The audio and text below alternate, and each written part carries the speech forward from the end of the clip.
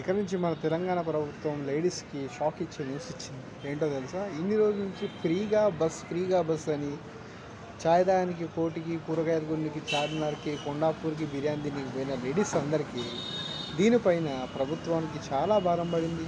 Free ticket కాస్త ఇప్పుడు half టికెట్గా మారింది. చాలా బడన్ అయిపోయింది. ఎందుకంటే మామూలుగా కాదు, ఒక రేంజ్లో ఆడుకున్నారనమాట మహిళా స్త్రీలు. కూరగాయలు కొన్నికి, ఉల్లిగడ్డలు కొన్నికి అత్తాపూర్ నుంచి మాదాపూర్ దాకా పోయిన వాళ్ళు ఉన్నారు. సరే, ఇక ఫ్రీది అట్లా యూజ్ చేసుకురు. కానీ ఇప్పుడు అట్లయితే కాదు. ప్రభుత్వం దాన్ని రద్దు చేసింది. త్వరలోనే మీకు అమలు చేస్తుంది హాఫ్ టికెట్. ఇది సూపర్.